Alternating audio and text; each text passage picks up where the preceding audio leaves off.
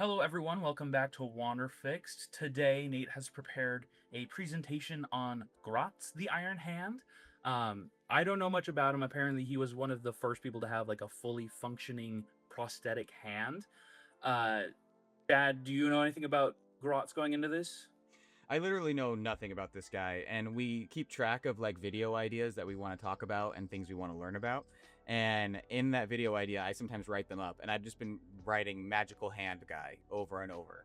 So that I think explains the extent of the knowledge that I have of this guy. So I'm excited to learn more. I know nothing about him, and you mentioned that he has a prosthetic hand. That seems to be the only thing that I know. So Looks like my first slide is actually someone who have you guys ever heard of Berserk, the manga slash I anime? have heard of I it. have. I haven't watched it, but I have heard it's very intense, and the entire thing is basically just one guy's life getting messed up over and over and over again. yeah, I Well- haven't watched it, but he does have a prosthetic hand. It looks like, so I'm assuming that's the relation. All I know, or I haven't read it either, because I know it's a manga too. But all I know is I've used the sword in Elden Ring because you can get their sword. I Yeah, had the sword in Elden Ring for a long time. So yeah. So the FromSoft series, the Soulsborne games, are some of my favorite, and they're heavily inspired by Berserk. And you learned this allegedly. This character, Gotz of the Iron Hand, is one of the inspirations for the main protagonist, Gotz. Oh. Who so they just kind of Also, said it's his a- name a little differently. Yeah. So, he's a mercenary. He wields a great sword and he has an iron hand. It's not confirmed to be an inspiration, but I just thought it was kind of cool. And so, just to make sure no one's confused, this is Guts. This is Goots. Boots. For some reason, I thought his name was pronounced Gotz. I thought there was an R in there somewhere. No, it's the I've just been calling him Thalacker or magical whatever. hand guy, so I had no idea either way. Yeah. So, the Is that a everything German that- name? Is he German? Like, I was just off the bat. You can tell he's German. Well, he's German, but he's during the time period of the Holy Roman Empire, which is neither holy Sure. nor Roman. uh-huh. But how we know about him is a few things, but primarily his autobiography. Available on Amazon. Not a sponsor. So did you Not buy that sponsored. for this? I bought this for this video because I wanted, like, every video we've watched, like, for example, when we did the video on Yasuke, one of the sources is the Chronicles of Lord Nobunaga. The Mhm. only available version of that you can buy in English is like $130, which is really expensive. But this was about like $30. It's only about 100 pages. It's a little bit more reasonable. Yeah, pages isn't bad. That's a nice short read. Welcome to the Holy Roman Empire. The bottom right Correct. image here is a map of the Holy Roman Empire. As you can see, it's mostly Germany, Austria, Hungary, and Italy. Most of Central Europe, it looks like. Yeah. Now, this is an excerpt here I wanted to read, which is from the play Götz of the Iron Hand. There's a play. Written Is by it a Goetz. play on them? This dude is more prolific than you realize.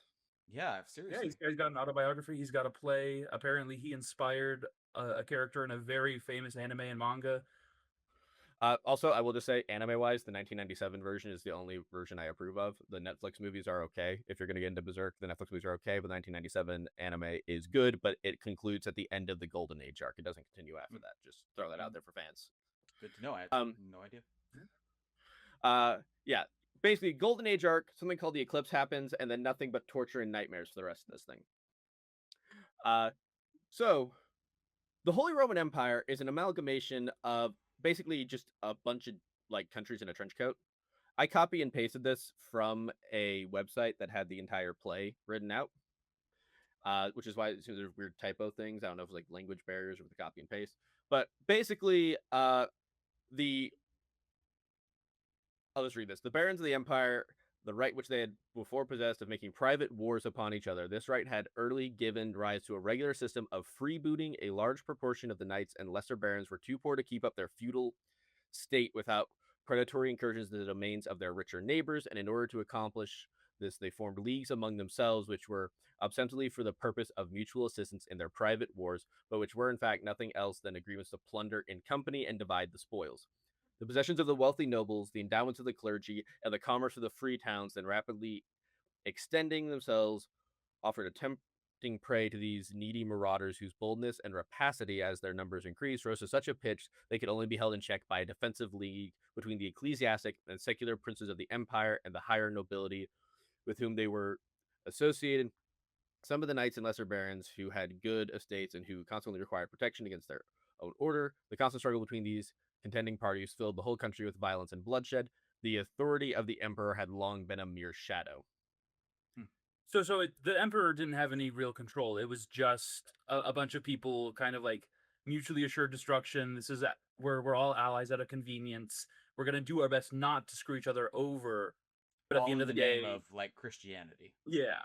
Well, actually, no, not Christianity per se. Oh, okay. So, in the Holy Roman Empire, you have the elector counts, the princes, the barons, the ecclesiarchy. Basically, Chad, it's the empire from Warhammer. Yeah, you said the fame. elector counts, and I thought of Karl Franz. The summon the elector counts. That's funny. Yeah. And so basically it's a bunch of city states and small countries basically. And the church is sometimes like involved in the government even though they're not supposed to be. They're like judges and like prosecutors and like princes as well.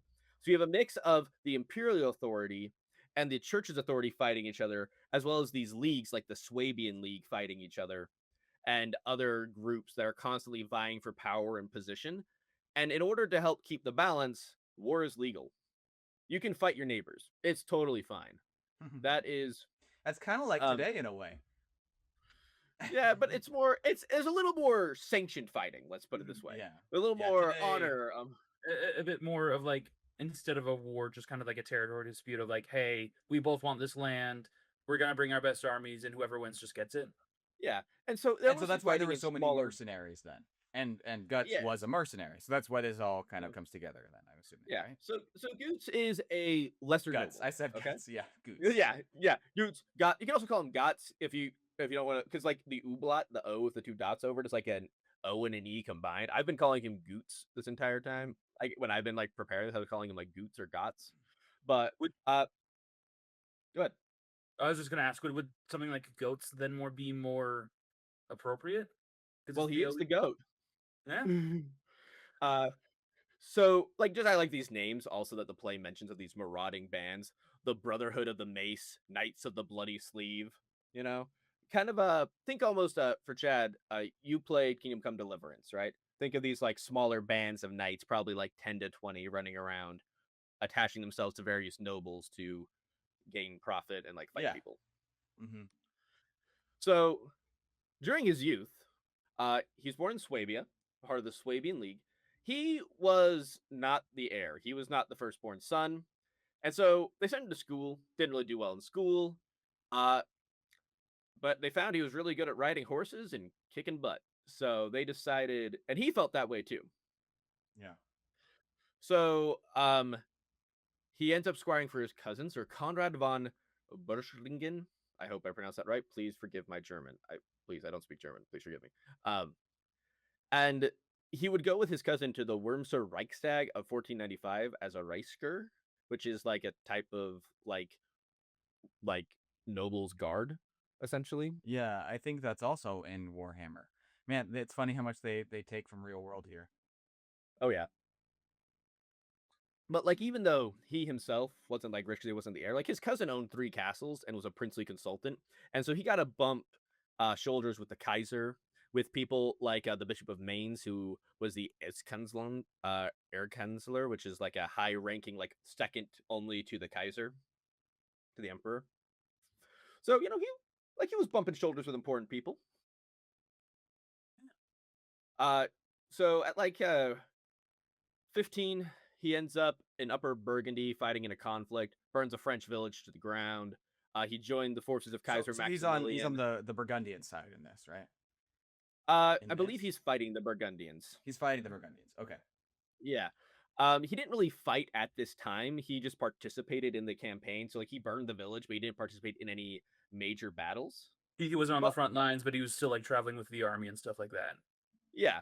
But Okay. I do want to read an excerpt here from his downtime where he gets into a fight with a Pole and they're at dinner. And I just want to read this because I find it really funny. Pole is in Polish person. Pole is in Polish, yes. Pole is in Okay. Polish. he makes Not, note not that this guy, he's not just beating up a I pole. thought he just started Yeah. squaring up with like a telephone pole, and I was like, okay, yeah, Yeah. yeah, no, he's not fighting like Did he a win? telephone pole.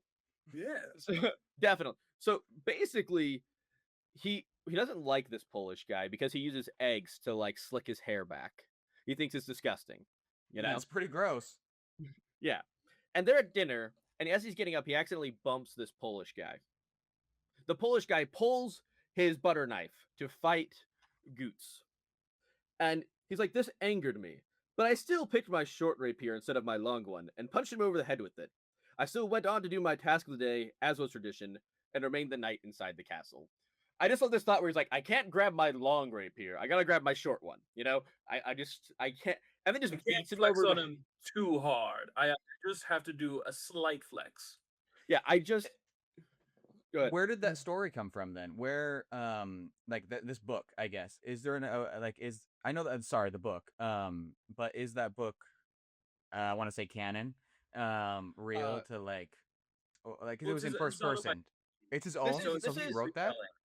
It's his autobiography. He wrote That this. is amazing. Okay, sorry, I didn't comprehend that part earlier. I understood Yeah. that it was about But him, but I didn't understand. I guess Yeah. to that point, do we know how reliable of a narrator he is? Like, has any of this been fact checked by historians? So it's been fact checked, and overall, it's pretty reliable for the most part. Like, obviously, like he didn't write his autobiography until he had retired. So some of it is probably a little embellished, just from the ages and misremembering some things. But as far as we Yeah. can tell, the events themselves did happen. It's more so just like if they went down exactly like he said. Yeah, and based on what we know, like some of the stuff can be corroborated by records that we have, because he does get involved in a lot of things. Okay. A lot of things he gets pretty involved in. So this is also funny because with their honor and their tradition, because he did end up in a fight in someone else's castle, he does have to get thrown into a tower, like jail, for a couple hours, just because they're like, we got to appease the guy, but we like you, you're cool, we're friends with you. We don't like this Pole dude either, but we don't want to start a fight with like the Poles. So you're just gonna go hide in this tower for a couple hours, and we'll say we threw you in jail, even though it's just like for an hour. So that's why he says, "I got to be the knight in the tower." Yeah, he goes on to talk about how him and the other nobles are like talking and they're like just so apologetic about it and everything. It's really funny. And then him and the pole kind of like scrap some more later. Like this dude's getting into scraps whenever he can. Yeah. Like This for guy ex- is like a real life anime character, though. Like just to like be like, gotta show this guy up, but I can't use my good sword. I gotta use my okay sword.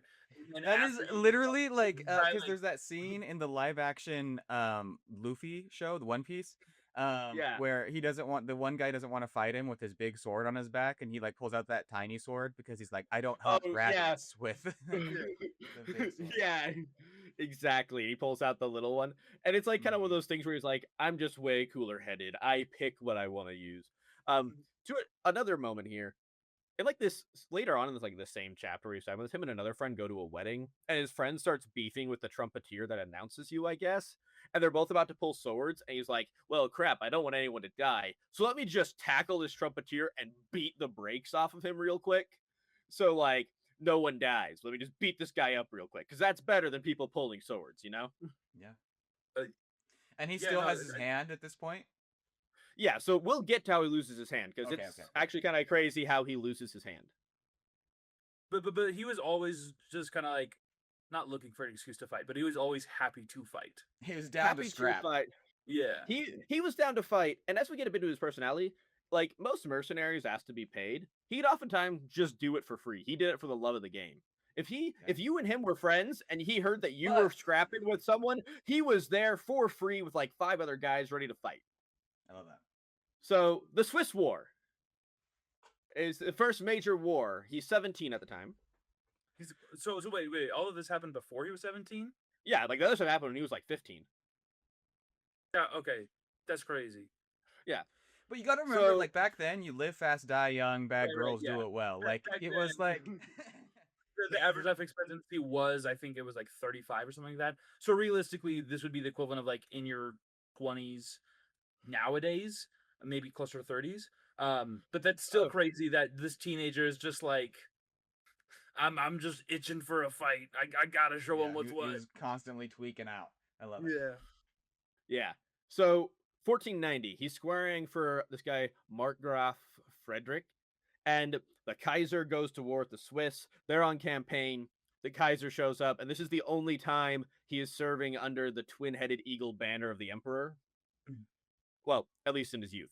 And he remembers this distinctly because like the Kaiser talks to him personally, and he is put next to the cupbearer of the Emperor, who is also the guy who carries his banner. Mhm. So kind of like a little position of honor in a way. Yeah.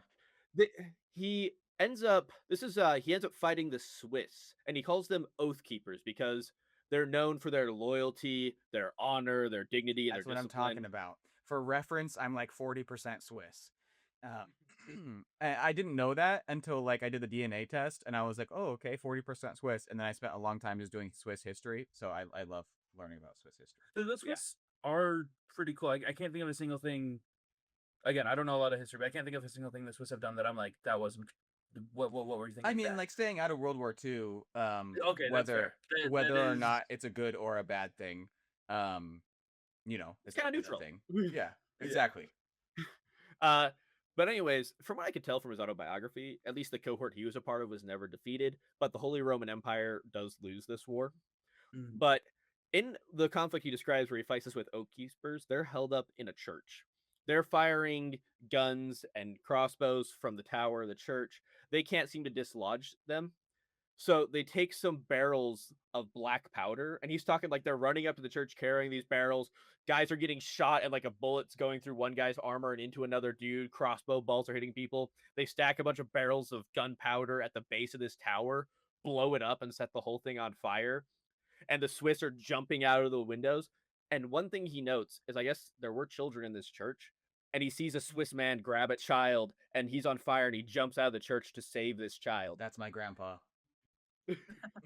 And His great grandfather saved that child while on fire. he does note that this child ended up getting adopted by Holy Roman Empire nobility. He doesn't know what happened to the child, but they were adopted and taken care of after the fight. Yeah, Do you child guys, is a but bomb. like speaking of like your history and your life and like that, it would be so interesting that if when we die, like you could do a viewpoint on all your ancestors, because like all our ancestors that led us up to this moment, it's so interesting to think about what they went through. I would love to like be able to find out and be like, were they at this battle? Because I mean, they could have been. Yeah. Yeah, in Well, theory. especially in regards to something like this, like just to see how that event affected other people that like if other people saw that child get saved and what happened to that child, it would be very Exactly. interesting just to kind of get to see the whole picture from 3 steps back. Yeah, that'd be really cool. After this, a year later, he ends up going. A guy named Hans the Black shows up and asks him, Gotz, and his brother Philip to join him under a guy named Thalacker, who is a hedge knight and a bandit. Mm. And he kind of hangs out with them for a couple years, and the entire Swabian League, which is like the league of various city-states and stuff, hate this guy. So what And I'm his hearing is family that hates this guy. This guy's story just sounds, if it's true, which maybe it is, maybe it's not fully true, maybe it's a little embellished. Either way, it sounds like it would be a great HBO like Game of Thrones, just a romp adventure. Oh yeah. Oh, this is gonna get so much crazier. Like, Okay. trust me. Like this would make a great show, and it's why not only is there a play/musical about him, Mozart wrote a song about him. I mean, Oh my god. yeah, we're not even halfway through his life, and he's already fought in several wars. Is teaming up with renowned scoundrels and criminals. Is getting into fights any chance he can. It's this guy, like I said, is just a real life anime character. Yeah. Yeah. Seriously. And so after this, we get to Nuremberg. Okay, him and Nuremberg are gonna have beef basically his whole life. So the Markgrave of Ansbach is fighting Nuremberg. Gotz shows up for free. He is ready. He's like, you don't have to pay me. I'm here for the love of the game. The Margrave's forces have 700 cavalry, 300 Landsknecht, which are German mercenaries as renowned as Swiss pikemen. The Landsknechts usually use like a mix of pikes and great swords. And so there's 300 Swiss pikemen as well. So pretty good force. The Nurembergians are using And they're cannons pretty and unbeatable. wagons.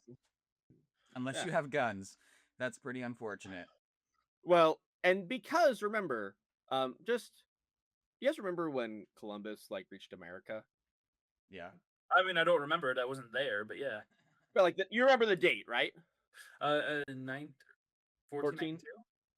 Yeah. Um, this is the same time as Columbus is like Mm. like discovering America, so they got guns. Yeah. Well, he didn't discover America, but yeah. Yeah. Okay. Columbus. Just America was not discovered. Across the Columbus American stumbled. continent. Yeah, he stumbled across America. Anyways, though, They do have guns at this point, yeah. and like not just like Well, and go ahead. mediocre guns. Like these are full on muskets that they have now, right? Yes, this is where we start getting into like pike and shot tactics, but they're also still fighting with crossbows and longbows and wearing plate armor and stuff. Well, I see they have the wagon forts, the Hussite in the Hussite Wars. An important note about that is who used the wagons? What people? It was the peasants of Bohemia in the Hussite Wars. Thank you. Led by Jan Žižka. Yes, exactly. And the cool part about this is that, and Nate, you can correct me if I'm wrong, but I remember learning about this when I was playing Kingdom Come Deliverance and when I was playing Bohemia in Age of Empires, was that they were getting bullied because they were kind of a smaller country. And so they were always getting bullied. And so they kind of created this new way of fighting with these wagons where it wasn't quite as fast as you can do it in Age of Empires, but it was like basically the equivalent of old age drive-bys. Not realistically, but they were in wagons with guns and they were doing like that. medieval Mad Max, just yeah, Tokyo drifting a wagon and firing their muskets. Yeah, it wasn't fast or anything, but it was moving, like you could move, which was different. Yeah, and so basically, yeah, they didn't. The reason the Hussite War happened was because of religious differences, and the Catholics declared a crusade against them because they dared to believe differently. And so the wagons allowed you to quickly set up fortifications, which then made knights and cavalry very hard for them to do their job because you can't breach these mobile forts that can be quickly set up. And so the Nurembergians are using cannons and wagon forts to fight, and they're causing choke points. And Gotz describes this where like they're in the forest on like a river. He's crossing the river. He runs up to the wagon fort. He like stabs a horse and unhooks it from the wagon, causing it to like pull things away and break apart the wagon fort. And because of his actions, they're able to breach the fort and win the battle. And the Markgraf or Markgrave or however you pronounce this, like honors Gotz and his brothers for his service and like tells everyone how awesome they are. And he's like, I don't even fight. Yeah, he's like, I don't even need to be paid. Yeah, and at the end, he's like, I don't need to be paid. I'm just so happy this dude is talking good about me. I love that. That's all he wants. Yeah. Then a bailiff like gets and a squire get upset and attack Gotz. He like shoots a crossbow at one and then chucks his crossbow at the other instead of reloading and like beats him up and stuff. Why did they get mad? I don't know. They didn't like that he was getting talked up and honored. They're like a little upset. I don't remember exactly. They were a little jealous. They just couldn't handle him getting all the praise. Yeah, people just seem to fight all the time. And like after this, he just goes back to that Thalacker guy and goes running like a bandit for a little bit again. And is Thalacker also like a renowned historical figure? I've never heard of this guy. This dude is just, I don't think he's like renowned, but he's just like a famous bandit at the time, like a hedge knight and bandit. And as Gotz describes in his book, and he like talks about the people he's working with, it's like they were good knights and not greedy. Like he sees like they're good people, and Gotz seems to avoid excessive killing and regularly spares people. Like we'll get into this. There's times where he's like beefing with a city and has started a feud, and he'll capture people, and he's just like super nice to him and lets them go later. He's just like, and they become friends, and he captures them like 3 or 4 times, and he's like, I like you, so I'm not gonna take your stuff. I'm gonna take the other guy's stuff, but you can have your stuff. You're chill. So then we have the Bavarian Wars. So the year is 1504, and he's now serving under Kuntz Schut, and Kuntz gave him command of his riders, which is also funny because in the Berserk manga / anime, the character Gotz is in charge of like the raiding party, which would also be mostly like riders. So it's just kind of cool, funny parallels. Yeah. Sorry, quick aside. How faithful of an adaptation is Gotz to Gotz? Because it sounds like pretty not like 1-to-1. But there's also like, from what I've heard, there's like devils and demons, right? So it's like fantasy, right? Obviously, Yeah, yeah. So with I'm not positive. Berserk, I haven't yeah. watched it. So with Berserk, it starts off in what's called the Golden Age arc, and it's mostly basically this, like wars between city states, Holy Roman Empire kind of vibes, mercenary groups. They do hint at greater powers, but those don't get introduced until later. And I like when I was looking this up, the translator of the autobiography asserts that Guts is inspired by Götz, but I couldn't find anything when I was looking up online that said where the author states that that's the case. Okay. So might So have so been, it isn't but like confirmed, but there's just a lot of similarities that people are like probably the same. yeah, I'll put it this Okay. way. The similarities kind of end when the Golden Age arc ends with an event called the Eclipse, and that's when all like the demons and magic and stuff really just come in full force. I see.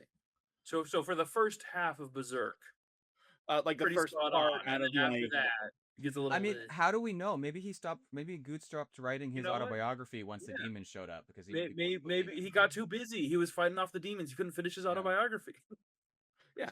And so just to show like how the system works, Goose was not a fan of this war because he had relatives that were fighting on the other side, and he was like, I wanted to be on that guy's side, but this dude asked me first, and I'm kind of like, I do have some like Honor I owe bound. this guy honor Yeah. bound, I owe this guy a bit, but I'd rather be on the other side with my other siblings. Mm. And on a Sunday at this time, he takes a gunshot wound while fighting around Landshut, Mm. and this is not how he gets the Iron Hand, but he gets the Iron Hand later on here. I have to go and I'm just going to read how he describes this injury The because gunshot wound isn't what gives him the hand. the gunshot wound is not what gives him the hand. What gives him the hand is they are fighting the Nurembergians again in this war as well. The Nurembergians are on the other side. We got beef with him. Nurembergians are blasting their cannons at friend and foe. Like they're dug in these trenches. Goose is sitting there like, I have my spear. I want to just get at them, you know? And suddenly, the Nurembergians turned their cannon against us, and with a shot, my sword pommel broke in two, so that half of it cut into my arm and into the bracers too. The pommel was so deep in the bracers that one could not see it anymore. It still surprises me that I did not fall off my horse. The bracers stayed whole beside the corners, which stood out a bit. The other parts of the sword grip were not split in two, but I could not see them. I think those parts were the ones that cut my hand off between the glove and the crossbow gear. The arm was shattered from front to back. When I noticed that my hand hung limply by the skin and my spear dropped below my horse, I acted like nothing happened. I turned my horse around and got away from the enemy and back to my people. So he gets like the cannonball hits his sword, breaks the sword, and sends it into his arm until it's like buried pommel deep, like basically cutting his hand off and shattering inside his arm. Brutal. I think the craziest part of that is him just going, I gotta play this cool. I can't let these guys know that my arm just got blown off. Let me just He's like trying turn so hard around to real aura. quick. Yeah. He's Yeah. like, I don't want to lose any aura. He's like, I gotta I mean, he's like, there's like a single tear going down his face, and he's all like, Yeah. no, that's fine. as soon as he's out of eye shot, he just breaks down crying. Yeah. Yeah. And so, fun fact, he was actually kind of inspired with the Iron Hand thing by a guy named Puchli, who was another knight who was also missing a hand and said he could do this knight could also do everything you wanted those missing a hand. So Götz goes and the image, I'll be my master. This one here Mhm. is the first hand he gets. He 'Cause later it was just the hand, right? Everything up until like the wrist or so was fine. yeah, probably about like here-ish, I would say. Like Okay. somewhere around here is where. So that's the first hand he gets. The big image is his second one, and both these hands are on display at a museum in Germany. They survived. The exact ones. The exact ones and the schematics of how to build them. Wow. That's really cool. It looks like they have a decent amount of articulation for something made in the 1500s. Yeah. So if you look into this, prosthetics are actually far more common than people realize. Prosthetics advanced like this would probably only be amongst the nobility. It functions in the same system as handcuffs, where you close the fingers and they lock in place, and there's a button on the side you press that releases it. Interesting. Yeah, you can kind of see that button there. So it has two modes, open and closed, and that's about it. Yeah. But And then you can it probably works. like lock certain fingers to make certain. What hand was Yeah. this? Was this his right hand? It looks like. It was his right hand, Was and he right-handed or left-handed, or do you know? Well, I he was believe he was holding his right. sword in his right, so because that's the one that got blown off. Yeah, so I believe he was right-handed. Hmm. So he had a little bit So of a Jaime Lannister from Game of Thrones, where he had to learn to sword fight with his left hand, maybe. no, he didn't. He learned to Oh. sword fight with the metal hand. Yes, because That's he specifically insane. designed No this to where way. this hand can hold his sword and functioned well enough he could write with a quill using his iron hand. Like, that's how well it was Lannister's made. got something he's got to learn because that's awesome. Jaime Lannister gilded that hand, but he didn't think about functionality. Not at all. That was a use. He bonked some people with it a couple times, I think.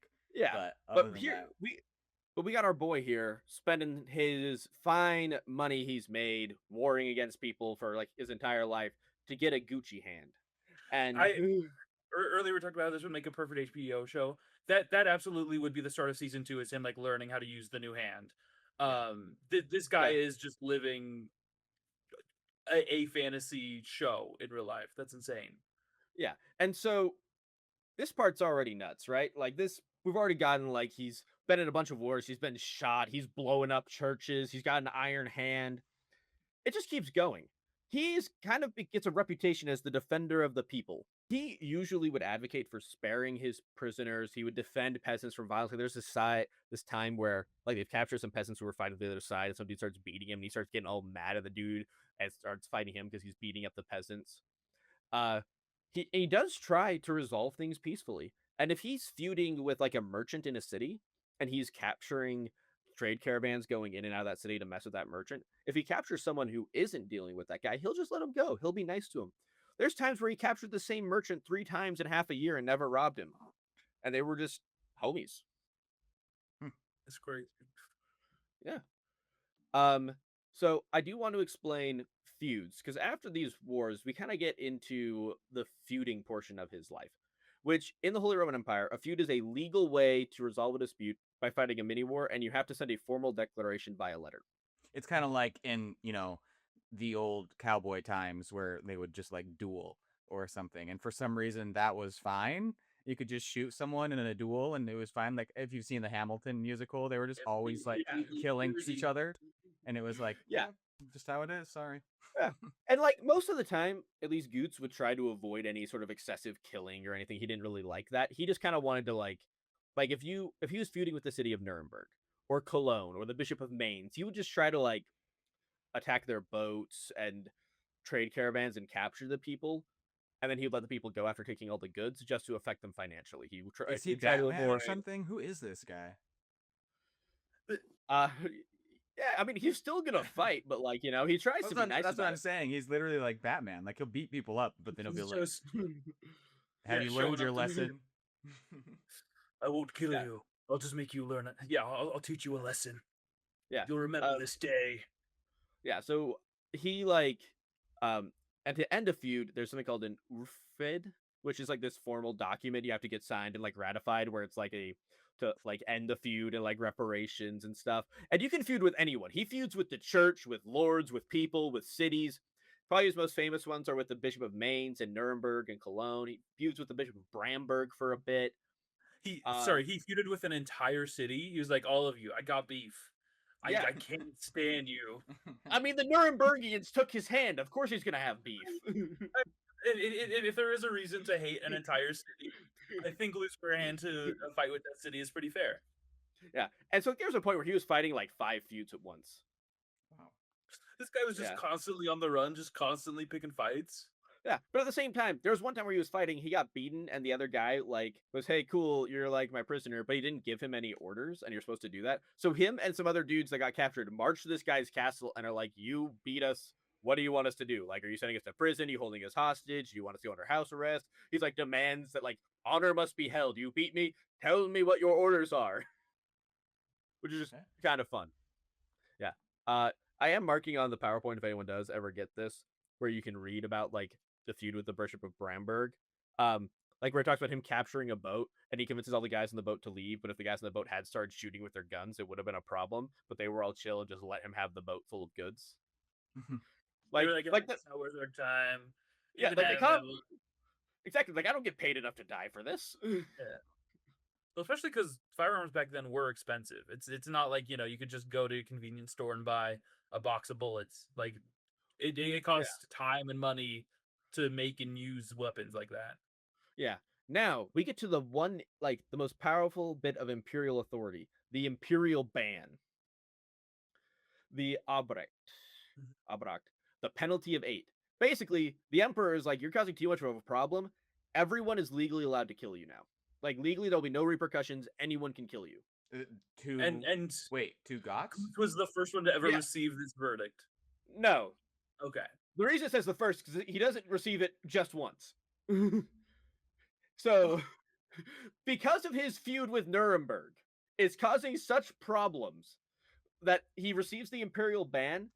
He is excommunicated by the church and is declared Vogelfree, which is called bird free, which is when he is killed, he is to be left unburied to be eaten by the birds. Wow. So they hate this guy. John Wick excommunicado. Like, they hunted him down. Yeah. And now, this is funny. The Kaiser Maximilian, is the same one whose banner he fought under previously. Like, he did this, but he didn't really have that much beef with Gotz. And so eventually when they're resolving issues and like the Kaiser is like the mediator, he has this quote when he's talking to the Nurembergians. Dear God, holy God, what is this? One of them only has one hand and the other one leg. What would you merchants do if they had both hands and legs? That's awesome. And then he pardons him. He has to pay a bunch of money as part of his pardon, but he gets forgiven. Mm-hmm. The second Imperial Ban. Wow. You just can't say So a few years later, he kidnaps Philip II, Count of Waldeck, during a feud with the Archbishop of Mainz, who, if you remember previously, is like the second in charge of the Holy Roman Empire, kind of. And kidnapped the vice president. Basically, and during this feud, at one point he like captures the Kaiser's personal gunsmith, but they were on friendly terms, and so they all surrendered peacefully. And they just kind of let him take some. And he's like, I'm not going to rob you because I like you and I'm friends with the Kaiser, but I'm robbing all of your other companions in this trading caravan. And he's like, chill, dude. No one gets hurt. We'll all just surrender. Take the stuff. We don't care. And then during this as well, he said the phrase, which was coined as the Swabian salute. Was he the one that started the Swabian salute? No, other people said it, okay. But people started calling it the Swabian salute later, and it gets immortalized by him through the play by Goethe. Okay. And the phrase is either lick my behind or lick my ass. So he was just he was riding around, causing problems, kidnapping, burning villages, kidnapping the vice president. My ass the entire time. Yeah, like some dude was getting mad at him, and he was just like, lick my ass. Wow. Legend. Yeah. And so the funny part about this, right, is he ends up earning like 84,000 golden, which is a pretty substantial amount in the time period. But the golden is their currency. For Philip, he earns that in ransom. But he spends 6 months in this feud and gets the Imperial Ban, and then spends 6 months just like in the settlement process of ending this Imperial Ban. So a full year spent to just committing a crime and then resolving the crime? Yeah, basically, in the Holy Roman Empire, it is legal to commit so many different crimes, and you can get pardoned as long as you have enough money or enough renown. And at this point in his life, kind of like today. But it's a little more honest, because you can, like, if we were going today, the president, not the president, hopefully someone else, could just declare, hey, this guy sucks, you're legally allowed to kill him. That is pretty or crazy. You could just, yeah, like that's just nuts. Could you imagine just like walking around the street one day and like on a billboard or something that says you are legally allowed to kill so and so, and it's like your barber from a month ago or something like that? It's like, what did he do? He gave the emperor a bad haircut. Have you guys seen or read Running Man? Because that's kind of what that's about. It's pretty. That's a lot of people didn't like the new one, but I thought it was a fun little adventure movie. But that's kind of the thing, is you go in this competition where everyone in America has to kill you and you have to escape. And then if they kill you, they win the grand prize. So yeah, if you win away, you win. Yeah, you get like, you have to go like 6 days or whatever. I can't remember. Yeah. And so at this point, Gotz claims in 1518 to have been in at least 15 armed conflicts, ranging from like wars to feuds and other things. Mm-hmm. So now we get to Mockmuhl. So now he's fighting against the Swabian League, which is kind of where he's from. And Weird. he's fighting on the side of Ulrich, Duke of Württemberg. And this is also just to highlight, like, he'll fight anyone. And the way things work, everyone is always fighting. You can switch sides. He ends up in a siege at Mockmuhl. He gets captured. He negotiates the terms of his surrender, which is supposed to allow him to go free. The Swabian League does not honor the terms and imprisons him for 4 years because, he'd caused a bunch of problems and, like, they literally imprisoned him in a town he had raided a bunch. And eventually, they do the Ufred, the thing to end the feud, and they have him sign it. And part of it is he's forced to not take vengeance on the League for them, like, not honoring the terms of the surrender. So, they spend time in jail a little bit. And then we get to the Peasant War. How many wars this guy's in? Yeah, this is like the fourth or fifth one. Yeah, a lot of wars back then. Now, the Peasant War, the peasants rise up against the nobility. Okay, Revolution. He is kind of a little hesitant about the whole peasant thing because he does come from noble blood. But also, I want to read you a little excerpt here about the Weinsberg bloodbath and what they did to the nobles of this place. It was the infamous murder of Graf Ludwig von Helfenstein and his companions outside the gates of the city. The Graf and his companions were humiliated and forced to dance before being forced to run a gauntlet of spears. His wife and son were forced to watch, but they were spared in the end. And then the wife and sons were sent to the city of Heilbrunn on a wagon full of feces. That's insane. And so I don't know why we don't rebel anymore like that. Yeah. We're not creative anymore, I guess. We can't do these things. Well, I mean, are you gonna... horrible. That's scared to murder someone and ship them off in a pile of shit. We used to go to war. Yeah. And so he's kind of hesitant, but the peasants really want Götz to lead the rebellion, so they show up at his castle and are kind of like, if you don't lead us, we're going to just, like, kill your entire family. And so he's like, well, I guess I have to, and maybe I can curtail some of their worst influences here, stop some, like, burning and pillaging and looting, maybe kind of keep things a little calm. The peasants threaten to behead him a few times because they don't like his leadership style. At the end of the war, he's tried. He is eventually found innocent. The Swabian League, still throws him in a tower anyways until the Kaiser calls him for his war in Hungary. And when he's not at, and so he's forced to provide 100 horsemen for this war. And he is then, like, on 16 years of house arrest when he's not at war with the Kaiser. So overall, house arrest, like 16 years, but he had like 5.5 years in jail over the course of his life. One of the judges at his trial was the Marshal of Pappenheim, who was a one-eyed knight that apparently Götz had taken hostage several times, and him and Götz respected each other and kind of liked each other.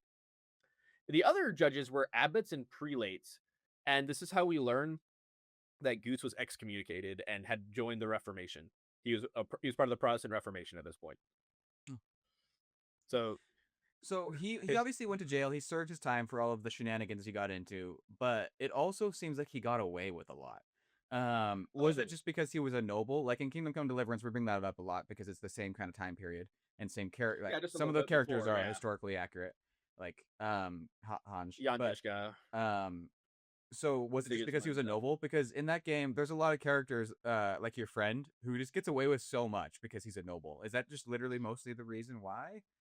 Like, it feels a bit like partially because he's a noble, partially because he has a lot of connections, and partially because it was just the norm that, like, from what I can tell from reading this, it doesn't seem, and also doing some research, people didn't die as often in medieval combat as we think, like, from their wounds. Like, it would normally be from disease, but most of the time you would get injured and then you just leave. Like, you get a cut and you're like, cool, I'm out. And so there was a lot of fighting, but it was just kind of the norm, and it was more kind of like, think World War I, where all the leadership of the European powers were cousins, and it was just basically like a family feud. It's kind of like that's almost how they viewed it. Like, it was a scuffle between neighbors. It wasn't a big deal. Yeah.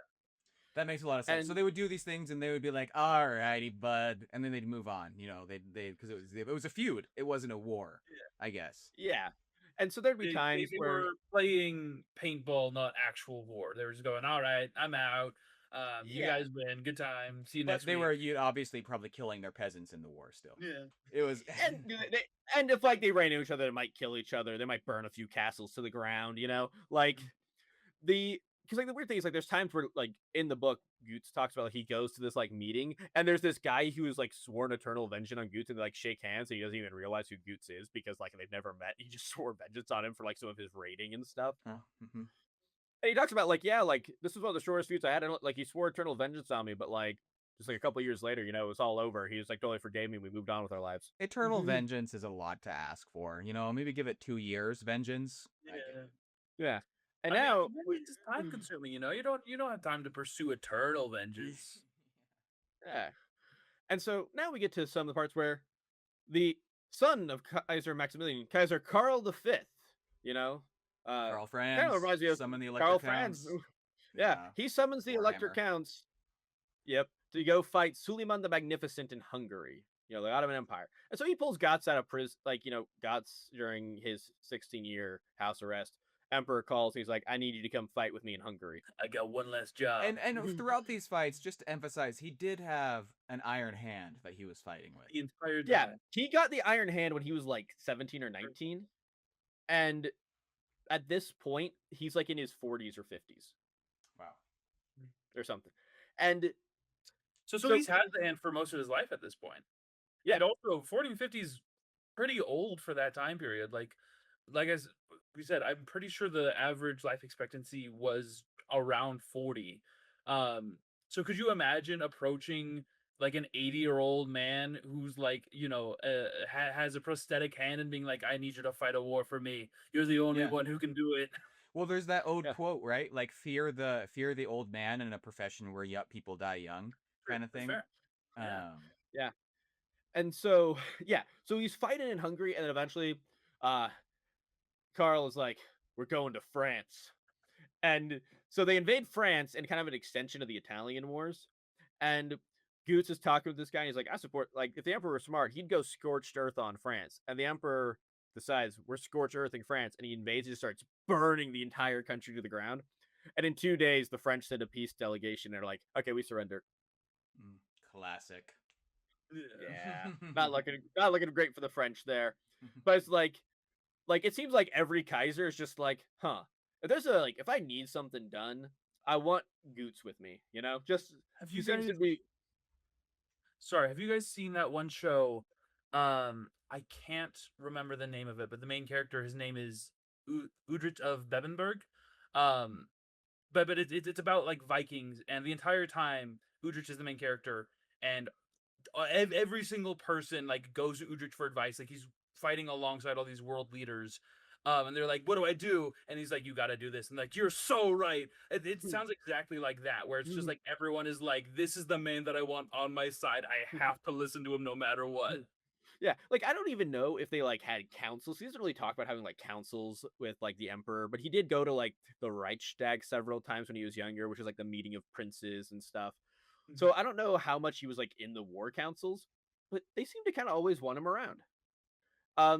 Colloquially, he does kind of get known as like a German Robin Hood in a way, because he's known like because of like siding with the like even those by force with the peasants in the peasants revolt, and other type of things, just being nicer to people and like mostly focusing on stealing from only the people he has beef with and not anyone else. He ends up retiring, and he dies July 23rd, 1562, around the ages of 81 or 82. Yeah, I was gonna say, holy crap. I was just seeing that. Long time. Wait, yeah, 80 in like the 1500s. That's crazy old, especially for all the wars that he fought. Yeah, he fought a lot of wars, a lot of feuds, retired, lived to an old age. He was married twice. His first wife died. He had 3 daughters and 7 sons. 5 of the sons died in early childhood, but he did die of old age, surrounded by loved ones. Wow, that's insane. Yeah. Go through. I have not heard Mozart's song. Me neither. Yeah, you can look it up. The play written by Goethe was written in 1773, based off of the 1731 version of the autobiography. That translation. The autobiography, I believe, was written when he was like in his 60s. I do want to read from the last page of the autobiography. He writes this little thing I just really like. he says, "I count myself rich for all my dear, brave, and beloved friends. To any man, warriors or not, of high or low standing, emperors, elector, princes, counts, barons, knights, servants, burghers, or others, would be they worldly or spiritual, who might find themselves in war or feud. I do not wish to hide any of this from them and their good hearts, as a warning and as an example. Now help us, God, in His eternal word. Our poor bodies here and our souls there. Protect us, Almighty God, from eternal death. Amen." That's his last words. Um, he believes God helped him a lot in his conflicts and saved him. He believes to be blessed because he was honorable throughout his whole life, kept his friendships, rode to the aid of his friends, and I mean, sorry. If you lived double the life expectancy through countless wars and were a renowned mercenary, there's got to be some higher power that's keeping an eye out for you. You know? yeah, and You're he fighting with an iron hand. Yeah. yeah, I wouldn't say he was a good person per se, because he did seem to be a bit of a warmonger, but he was a great man and seemed to have some redeeming qualities, some honorable aspects, and just seems like honest like one of the most interesting dudes I've read about. One thing I will say, he is a symbol of German nationalism and pride. Sadly, that means some SS units during World War II named themselves after him. Sadly, Oh, bummer. Yeah. yeah, which is kind of a bummer. But I like the Goethe and Mozart stuff. That's better. Yeah. But there's some statues of him in Germany. His iron hand is still in a museum. I believe it got studied as like one of the earliest examples of like prosthetics and was crucial in like the advancement of prosthetics. Yeah. Do That's do really cool. do we know who made the hand? Because that feels like a kind of technological marvel I know for the time. hand. It feels like is if we were playing the Assassin's Creed game and you were playing as him, it would be like Leonardo da Vinci. You would have like some sort of Yeah. like character that Yo, came I out need and help. created the I need hand. a hand. Yeah. Yeah. Yeah, I don't know who made the hand. Um, but I think you can. I don't know if there's like a thing on the schematics or anything that says who made it, but I just if someone knows, please let us know, because I think the hand's really cool, and it also just highlights like how advanced the people of the past were. Like we don't give them credit. Like they made a prosthetic hand in the time period that was functional enough that this dude could wield his sword, write with a pen, and live to 81, 82 while still fighting into like his 60s or 70s. Yeah. That's crazy. Yeah. So, what do you guys think of That it? Gootz? That's all. That's Yeah. his ending. Yeah. That's it. That's his ending. Just a happy, peaceful ending for When you initially pitched this idea to us, you had mentioned like, oh yeah, this is this really cool guy who lost his hand and got a prosthetic and then died of old age, and that's about all I remember of you telling us. So I was like, okay, I don't know like what else there is to the story, but sure. But like this guy's lived an insane life. I can't think of a single other like historical figure, especially of that time period, who was like as well decorated when it comes to like military prowess. Um and also just the fact that he fought for, 50, 60 years with a metal hand, and then died of old age just out in the German countryside. That's insane. Yeah, and it's also interesting to think that like obviously people died from everything back then as they do now, but there were a lot. I mean, you mentioned that there weren't many others. There were. This was a weird time period. Like I mean, when Nate and I mentioned Hans Ziska earlier, there were just like so many different like crazy larger than life characters that fought in multiple wars and it was just a weird time period. I like think. okay, just to highlight the weirdness and like why certain figures stand out. Hans Zizka also died of old age, and he lost both his eyes in combat and was Yeah. undefeated as a general.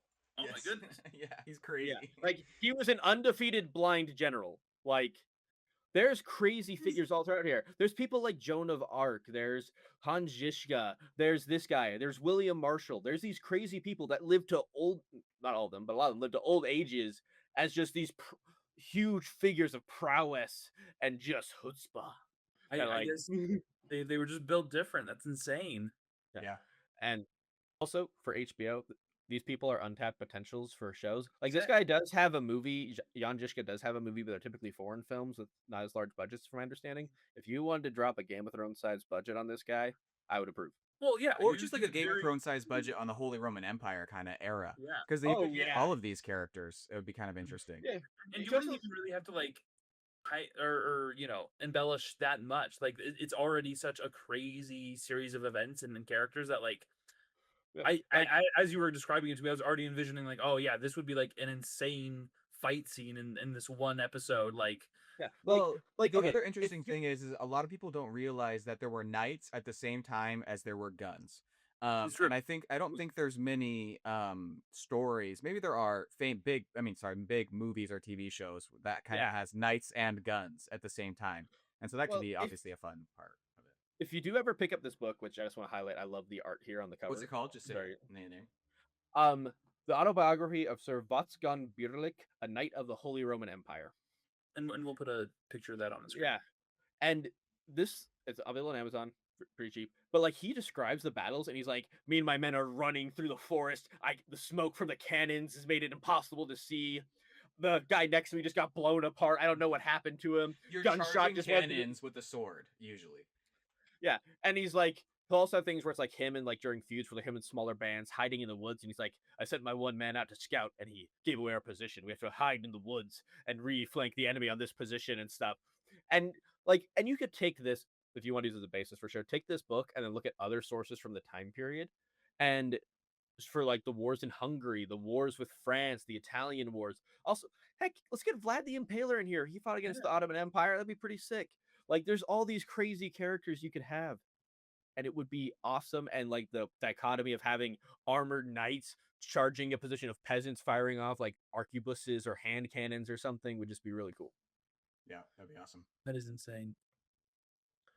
Also, I just want to shout out Age of Empires 2 had a little website where they did a bit on this guy. I did take this image at the end here from the Age of Empires 2 website. Age of Empires is actually what got me into learning about history. Like, I learned about history obviously in school, but since we're from America, we just learned about like mostly American history, and then they're like, and Rome was kind of a thing.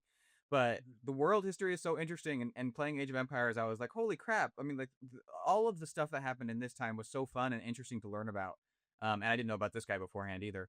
But it was all because I started playing Age of Empires and was like, oh, I want to learn about the Bohemians. So then I was like, what? They were doing drive-bys and wagons in a way, and so it was fun. Yeah.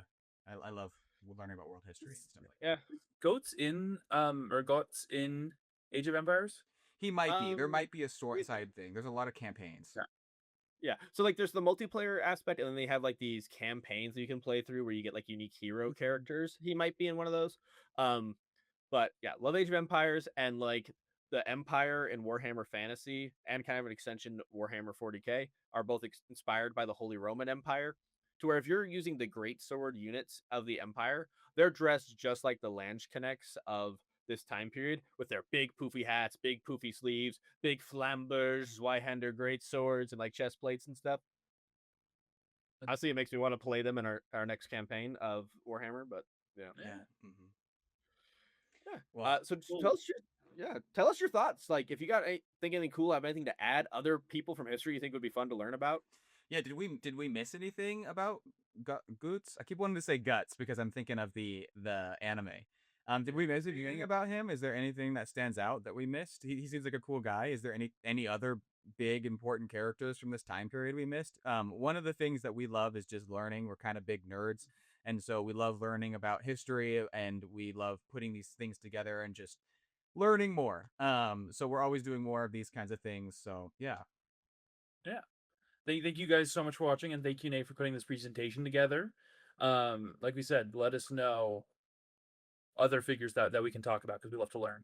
Make sure to like and subscribe and everything. Follow us for more. We're doing a bunch of random things because we just love history, comics, Marvel, everything that there is to do with stuff. So we just love learning. So see you guys next time. See ya. Have a good day.